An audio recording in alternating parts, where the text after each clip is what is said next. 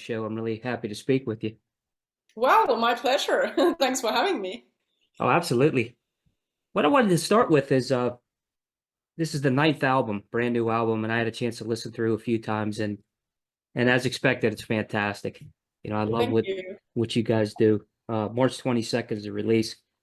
Um, I thought everything came together seamlessly. I mean, from the past albums, obviously, you guys have a great way of putting things together and continuing to build off of them. Tell us about Myth of Fate and how this album came together, because I think it's really an excellent album. Well, thank you so much. It was basically, yeah, taking a bit of time for us for many, many reasons. Of course, we released the last album, The Last Viking, in 2020. And then came the pandemic that ruined Right. really all the plans for that. And several other things happened also in our personal lives that kind of delayed this album a little bit. And I would say the biggest difference, of course, now was that our dear friend Tosso was not in the band anymore, our guitarist. So we also naturally kind of found a little bit different dynamic when it came to the songwriting and everything like that. We had some absolutely incredible orchestrations from Jonah. So we, of course, wanted those to shine in the album and in the songs. So it was a lot of arranging, a lot of writing around these, and then we, of course, had also our ideas. I wrote in Eternity, and then it was also worked as a full band, full band version or into a full band version. And then yeah, we had ideas from Alex, from Mickey, and then it was just I would say really a cooperation. Like really felt like at least for me, I felt like I was really much more involved in every stage of the making this album, and it was very inspiring and great process in general. That's great to hear. And I wanted to lead into the videos that you guys put out, because it's not just just like a simple performance video like some bands. Every Mhm. one of the videos always has some kind of backstory to it and really ties into, the lyrics and the entire concept of the album. Eternity of War and Flames, Who Wants to Live Forever, and Realm of Dark Waves is the one that I really like. I think that's it's a really cool video in the fact that, it ties into the concept very well, but there's some changes in there, when you go like from that, the heavy symphonic part to the mellow part with those transitions. Tell us about the videos and how these come together, because like I said, they're epic. They're great to watch, and you guys really put a lot of emphasis into that. Yeah, we really we had 5 videos this time, so that's really a Right, lot. Of right, course, a lot of work, of course, for Alex, especially because he's the one right. filming, editing, doing everything. So it's just he really has a big eye and talent for this part also. And as you mentioned, the lyrical concepts and the topics on this album, or in general with Liv's Eyes, they're always very visual. I mean, it's just in a way very easy to make videos because they're just so fascinating, these topics. But then, of course, you always have to see, okay, what's possible. And as you mentioned, Realm of Dark Waves, that was one of also, in my opinion, the one that I was like, wow, all these underwater footage with the mermaid, and Right. we, yeah, and we traveled to Iceland, and we filmed actually for 4 different videos there. So it was an incredible trip. Then we filmed in Poland, we filmed in Germany. It was just, yeah, incredible journey with the videos as well. A lot of freezing Right. and stuff like that. A little bit of fear of heights for me as well, and the burning sword and everything. But yeah, I mean, it's all great. It's almost like to the point where you're a musician and an actress as well when you go into this.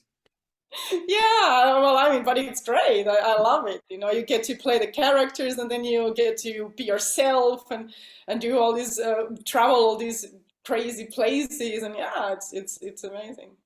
That's really great to hear. And you mentioned earlier, the last Viking coming out in 2020, and obviously through the pandemic and everything. How did you feel going into this album? Was it something that was a little stronger because you kind of had that you weren't able to support the last album probably as much because of the shutdowns and so the band had to be hungry coming into this, and I think you could feel that emotion, as a listener with this. How was that transition? Yeah, that's nice to hear. I mean, as I already said before, kind of little bit brushed this topic in a way that the whole dynamic of making this album, excuse me, was a little bit different because Toso was not in the band, and like musically, I find it a little bit different. It still Liv's Eyes, of course, and we have all the elements of Liv's Eyes there musically as well. And then I would say, from my point of view as a vocalist, as a singer, I entered this album in a completely different place. I was, yeah, let's say 2, 3 years ago, I wouldn't have been able to do it the way I did it now. It's a long story, but I went through quite a turmoil with my voice, and I've worked a lot, and through meeting, luckily, some people who also helped me on the way, and I really worked hard to get where I am, and I knew I was able to give more to this album, and it was still challenging, and that's how it should be, I think, because then through the challenges comes something great. And together with Alex, also he's the producer, so we really pushed the boundaries with the vocals as well on this album. Really wanted to use everything and all the sides of my voice. So I'm really, really proud and happy with the result. You did a fantastic job on this, believe me. Thank Coming from you. this, you mentioned Alex and the the production, and I wanted to bring that into, and the question is how good these albums sound from one aspect to another. From each one, you could hear the building. What's it like working with Alex as a producer, because it seemed like on this one he's even taken it up another notch, because sonically, I mean, it's just really a really excellent sounding album. Well, I think for everyone, as a for him as a mixer, mastering, producer, whatever, everyone wants to get better, and everyone wants to evolve in whatever they do. All of us as an artist as well, me as a singer, songwriter, everything. And I'm sure it's the same for him. And now he's taking the videos as well on. So yeah, crazy guy.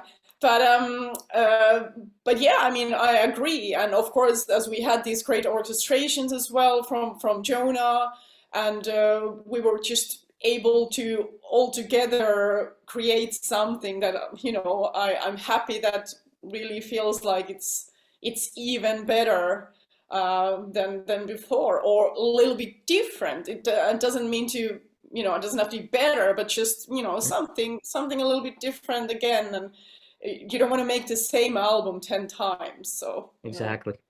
yeah. Exactly. What's it like? I always like to ask bands this because it's interesting. But what's it like as far as the studio and the recording process? Because obviously with a vocalist like you and your voice and how many things you can do, it has to be good for you as a band to go in and be able to write different compositions of different songs. What's it like for you going into the studio and the recording process for Liv's Eyes and for you as a vocalist? Well, this was now the third album, and we also, of course, recorded EPs and other stuff in between. We have the luxury of having the master sound studio, so we have a little bit more flexibility and in terms of scheduling. So that's always really nice that you can go there and take your time. Sometimes I don't know, especially I guess as a singer, when your own body is your instrument, some days you just don't feel good. So, it's nice to have the luxury and say, oh, look, I'm going to do this tomorrow again. Or you feel like you listen back and go, oh, I want to do this again, or let's change something, or let's try like this. I mean, we have the pre-production phase Right. where everything should be kind of worked out vocally, what we're doing. But then when I enter the actual recording, things can still be tried out and things could change still a little bit. There was a lot of the moments this time around that I was there and I was showing, okay, I can sing it like this, or I can sing it like that, which one is better or which fits the song better. And yeah, it's just a great process. I mean, I put a lot of pressure on myself, so sometimes it can be also helpful to have a producer like Alex who helps you, and I feel really comfortable with him. Like I trust him, and I can try out things and make a fool out of myself, and it's not a problem. That's always good. You know, Yes. the songwriting process for Leaves' Eyes, I mean, what goes into it? What do you start with? Is it a riff? Is it a chorus? Because we talked about that earlier, how well the songs are structured, and how well everything builds, perfectly from the dramatic to the heavier pieces. What's it like to write a song for Leaves' Eyes? What's behind that? I think it depends a little bit on the song. So obviously, I was only this time a little bit more involved in that whole process. I, of course, wrote in a lot in the past. I also write for my own band, Right, Angel Nation. But but for me personally, I tend to write with keyboards because I play keys. right, So, for example, for In Eternity, I wrote like a synth and vocal version of the song, and then I would bring the song, and then we would work on all the other stuff around it, and it all kind of meshes together. And then on the other hand, for example, we had orchestrations that we then used as a base, and we were building everything around that. And then we had, for example, if you have a demo from a guitarist, then it already has riffs and guitar ideas on it more. So, it can be every angle, and then sometimes you change the song a lot and right. sometimes not so much. So it really depends a lot.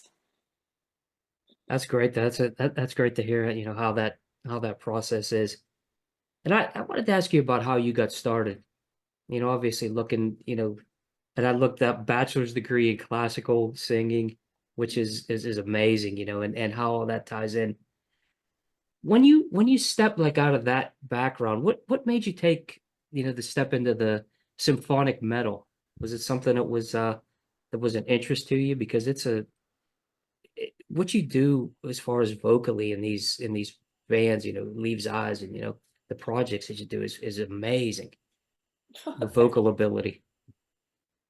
Well, long story short, when I I was always singing, of course, since I was a little kid, Right, and I kind of almost accidentally got into this, doing it as a profession, let's say. I started taking lessons when I was about 17, and then I got into this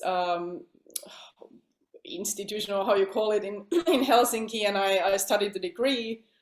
And then I felt like, well, I wanted to still do other styles because I was also writing music. So I decided right, to move to London and then studied there a bit more, and then really loved rock and this performing rock, I would say, right, especially.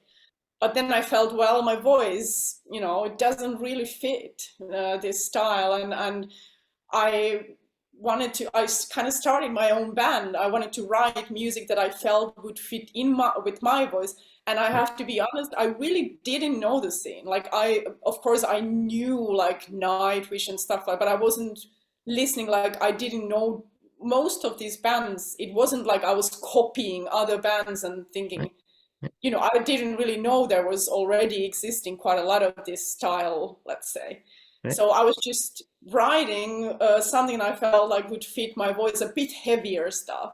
And then I got I met people and they introduced me to the metal scene in London, and we supported Liv's Eyes, and then it snowballed and here I am. So it's kind of crazy journey, but great one.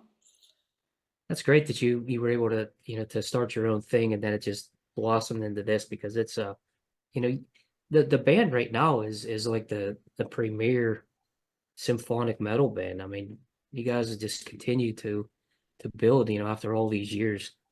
And I wanted to bring up, obviously your band Angel Nation and what that band has done. It's been very successful, obviously, and it kind of led into this. So tell us about how that happened. I mean, I thought that was interesting, because the bands sound a little bit different. There's elements of each, but I love what both bands do together. Yeah, I mean it's it's nice that they're different because it's, when you do different things in your life or as a singer, you don't really want to do exact two the same things, I would say. Right, It's right, nice that's to, right. yeah, and because I tend to write inspirationally, all kinds, you can hear the songs can be quite different to each other in Angel Nation albums. Um, but if I understood your question right, what kind of led into the moment that I'm here now? I mean, it's, starting the band back in London, Right, uh, back in then Enkelin Nation, and as everything in life often starts from a tragic that's events right, in life. that's So right. for me, it's a heartbreak, and started writing these songs, and then it was just yeah, like I said, snowballed from there. And for me, it was, writing music has always been somehow, yeah, sounds a cliche, but it can be very therapeutic. Right, It's like bringing. It doesn't have to be sad things always, but just in right, general, it's just how music in general can move people. It can bring memories, and uh, right, it's been amazing being able to sing these songs to people, and then of course all those people who helped me on the way, I'm very, very grateful because, like you said, all those hard work, really hard work, what we did, right. led to this point for me. So then I joined Liv's Eyes and I was able to really tour the world. And, it's just incredible, I have to say. That's great. It's very well deserved, though. All that hard Thank work to you. get there. You took over for Liv obviously in 2016. And that was big shoes to fill because the fan base, and you never know when they bring a different vocalist in any band, how the fans react to that. How was that for you? What was the reaction like? Because it seems like, now the things I read, hey, Lena's just incredible, and you see that the fans are really just, and you've taken it to another level, I think. Well, I would say it's just different, and that's how I saw it from the beginning. I am a completely different voice and a different performer. And when I had so little time when I joined the band, I knew, okay, well, I have to concentrate on learning the songs and giving them my best and coming into the band as myself and not, for me it wasn't really, I wasn't thinking like that, it Right. was just, I was kind of in my own bubble, uh Right. and so, yeah, trying to get ready for, because for me, when it comes to singing, I feel like if I feel like I've done my best, if I'm kind of happy and I know, okay, I couldn't do this any better, then it's okay. People have their opinions and tastes, and that's completely fine. Right. But on top of that, I also got really, really well received. I mean, when we played live, and yeah, everything for me wasn't anything negative, I would say. That's And I good. think people, like you said, recognize it's different, and Right.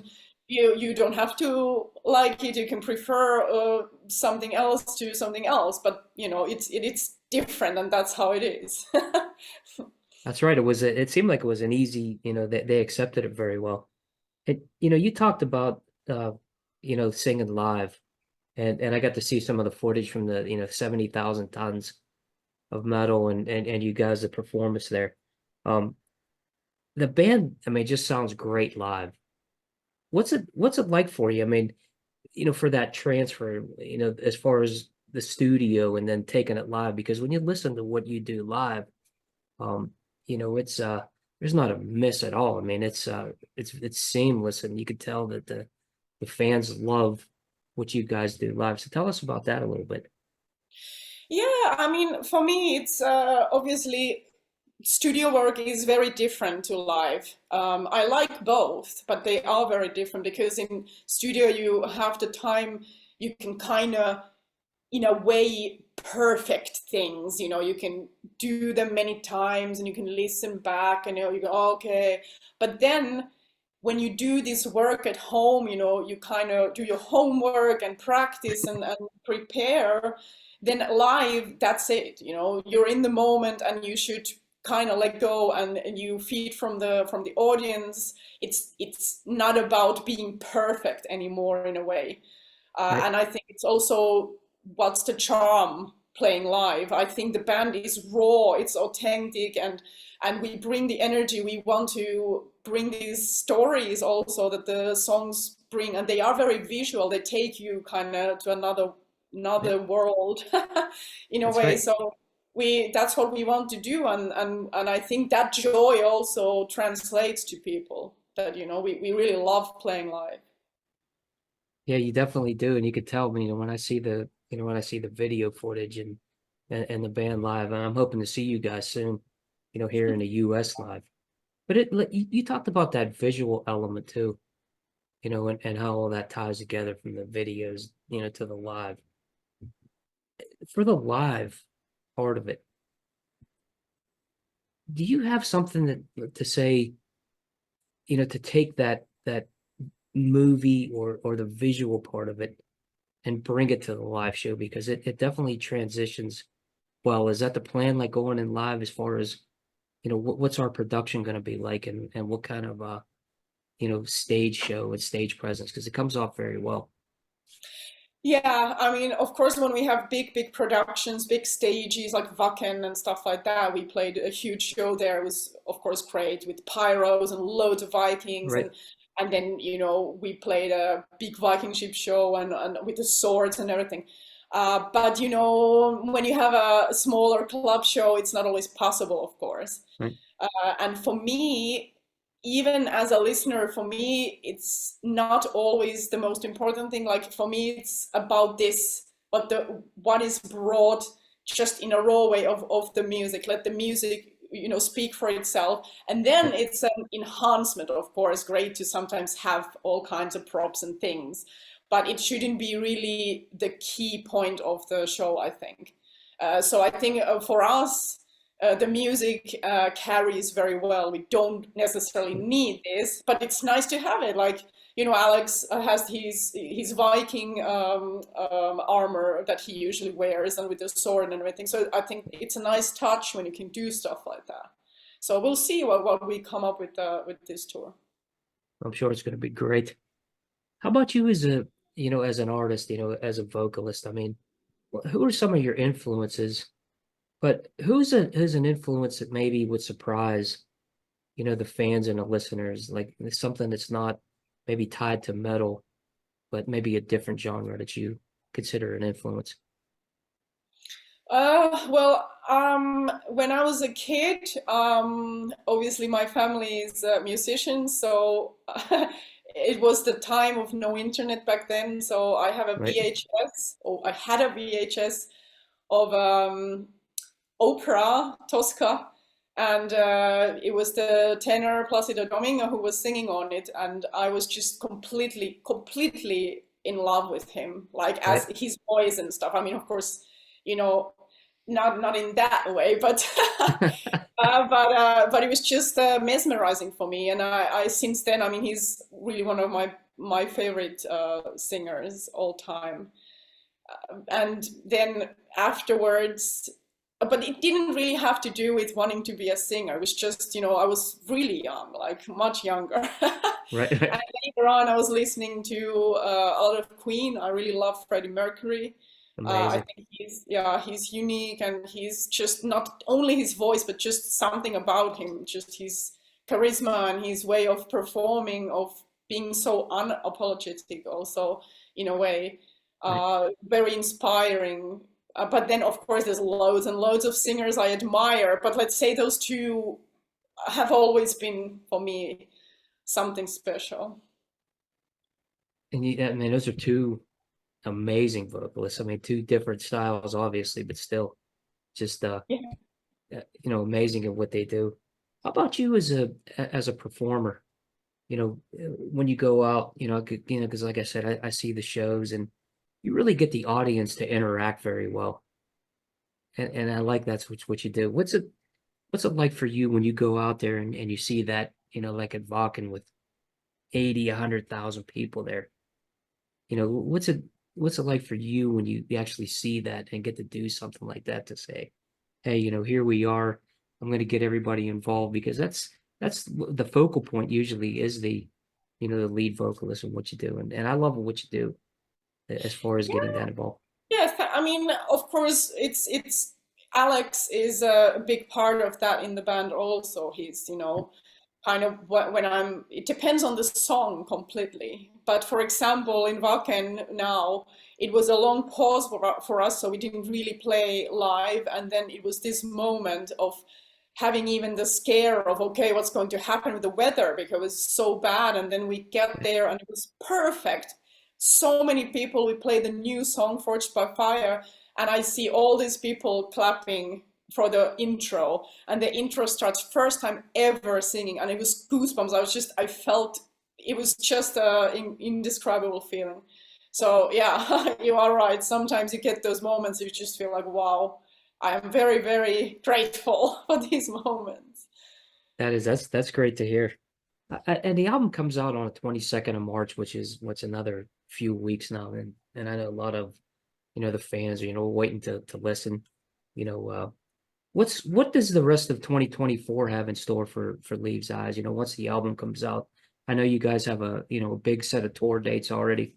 Tell us what we have to look forward to. Yeah, that's a question, of course, that get asked a lot. But for me, it's like I'm just, all the videos and the album. I'm just looking for this tour now. And once the album is out, then yeah, we'll see. We hope people will love it as much as we do, and we would love to play, of course, a lot more. So there are plans, and we hope we can really make some plans happen and no pandemics this time and That's it. get it out there. So I'm just yeah, I'm kind of living in the moment at the moment now. Yeah, taking it all in because we talked about that earlier when the last album came out. You didn't even have an opportunity really to support it. Yeah, So true. it's and now you're basically supporting two albums, True, going out exactly. on tour. So that's good to hear. How about any last words for the fans? Like anything that where can we get the album? How can we connect with you guys and the band and tour dates, obviously. Well, I mean, of course, as I already mentioned there, I hope that people will love the album and be as excited about it as I am, and we all are in the band. It feels really like, perfect way to also celebrate 20 years of Leaves' Eyes this year. And it's a great album. It has a great story, so really dive in and listen to it, and hopefully we'll see a lot of people on the road also. So that will be a nice change. For a long time it's been coming, and now we're back on the road. So of course, thankful for everyone for their support, and hope to see you on the road. That's great. I can't believe it's 20 years. That's great to have basically this album to support any other one. So we're looking forward to seeing you on the road, and I wish you the best of luck with this album, Elina. And Thank you so much. I wanted to say in closing, thank you and the band for what you do because it's like you said earlier in the interview, it's part of our lives. It's a part of what we connect to. It tells stories, and you get into a bad mood and you put this on, and it just brings smiles to your face. So thank you for doing what you're doing. Keep doing it, and you got a supporter here forever. Oh, thank you so much. And this is, the moments that it makes it all worth it. So thank you so much. You're welcome, and best of luck, and thanks for joining Talking to Fastlane. And anytime, I'd love to have you back on the show again. Absolutely. Thank you. My pleasure. Thanks, Elina. Have a good Thank rest of the day. Thank you. you. Bye. Bye.